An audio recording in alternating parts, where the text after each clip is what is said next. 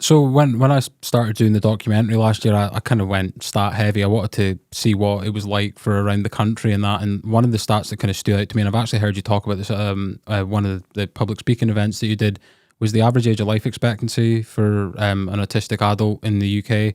I believe it's 54. I know you kind of referred to it as they die on average 16 years younger than the Yeah. neurotypical person. And I did see a follow up stat from Autistica that said when it's paired with a learning disability, that average age of life expectancy then drops to 38.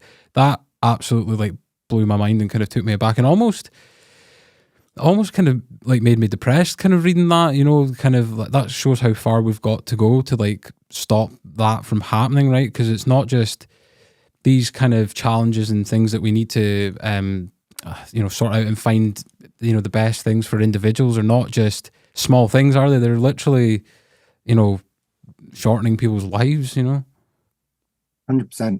Yeah. And I mean, it's difficult to understand why there aren't more people who are more passionate about this crisis that autistic people are in.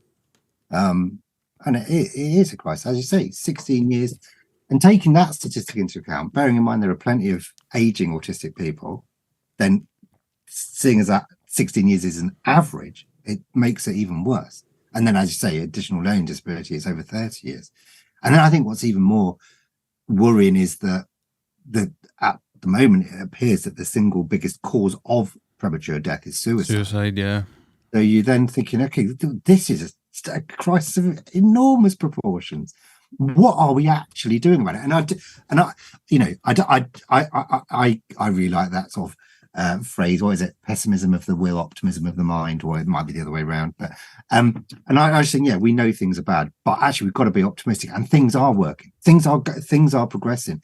We've got more professionals who are autistic themselves. We've got more autistic academics. Got more autistic clinicians. There's networks of autistic counselors and therapists and stuff like this. A lot of them are sort of still hidden and flying under the radar, but they're there. They've got private Facebook groups, and when you contact them, just go, yeah, we've got hundreds of members, and they're not necessarily disclosing to the outside world because of all of those horrific gaslight. I had an autistic GP I was talking to them the other day, GP for 18 years. And they happened to disclose to a line manager or somebody in the senior team who said, "Oh, do you think that means we need to put you on a fitness to work program?" That's crazy. Ascertain whether you're fit to do the job that you've been doing for the last 18 years, simply because you've disclosed to us that you're autistic. I mean, no wonder people are like, keeping it under the radar. And I think that it sounds dramatic, but that is what's killing autistic people. Those sorts of attitudes, along with not a total, but generally speaking, a lack of understanding of just how impactful society actually is on you as an autistic person. I don't think people understand. So I've got this big thing about language and how you might have a word, and if it applies to the PNT population, they then make the assumption that it applies in the same way to the autistic population. So if you talk, that's why whenever I do talks on anxiety, it's like, yeah, anybody can be anxious. And I'm not saying being anxious to this level is the sole domain of autistic people.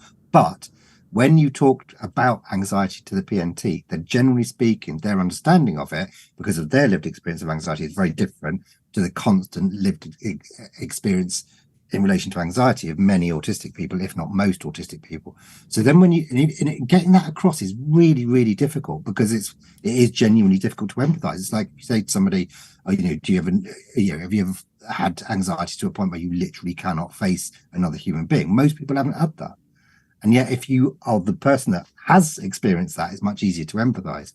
And to try and get people to understand, look, making that GP appointment is too stressful.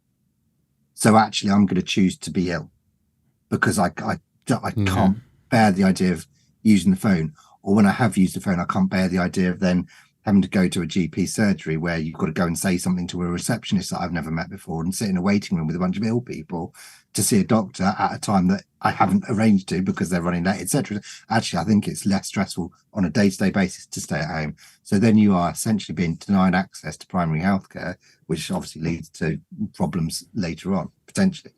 And that's just one tiny example of myriad, hundreds, thousands of examples you could give where we're putting barriers in place, or we're not reducing those barriers in order to provide a bit more equity, not equality in terms of everything needs to be the same for everybody, but equity so that actually outcomes are more, are kind of more balanced out. Check out the full video episode only on Spotify. Link is in the description.